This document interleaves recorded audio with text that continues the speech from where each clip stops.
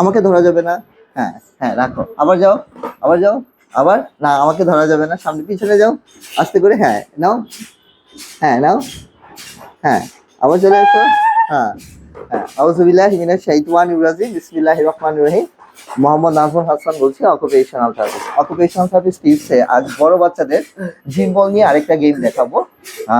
এটাকে বলি আমরা ট্রান্স স্টেবিলিটি গেম। যেসব শিশুদের আসলে কোমরের শক্তিটা কম, বা এফস এর শক্তিটা কম, হ্যাঁ, এবং যারা ভয় পায়, যাদের অ্যাওয়ারনেসটা কম, বডি অ্যাওয়ারনেস একদমই কম, যেখানে সেখানে বাড়ি খাচ্ছে বা একটু দুর্বল, হ্যাঁ, এই ধরনের বাচ্চাদের জন্য এটা খুব ভালো মানের একটা অকুপেশনাল থেরাপি একটা গেম। নাও আরেকটা নেই।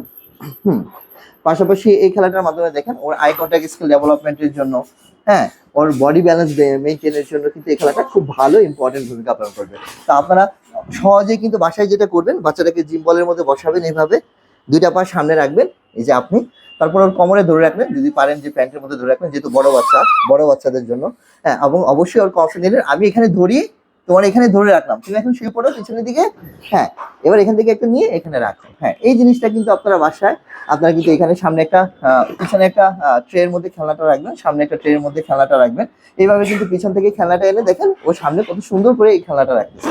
দেখেন এর ফলে যেটা হচ্ছে যে ও কিন্তু একটা খেলা কিভাবে খেলতে হবে সেই জিনিসটাও কিন্তু সে বুঝে যাচ্ছে এই বাচ্চাটা। হ্যাঁ, এবং বড় বাচ্চাদের গেমগুলা কিন্তু ছোট বাচ্চাদের থেকে একটু অ্যাডভান্স লেভেলের হইতে হবে, আপনারা জানেন। এবং এই খেলাটা কিন্তু আপনারা 10 বার 10 বার 10 বার তিনটা রিপিটেশনে, তিনটা সেট করবেন, 10 বার করে রিপিটেশন হবে, মানে 30 বার করাবেন, তাহলে কিন্তু ওর বডির উপরে, ওর শরীরের উপরে প্রভাব ফেলবে। হ্যাঁ, এই জিনিসটা আপনারা বাসায় অবশ্যই করবেন।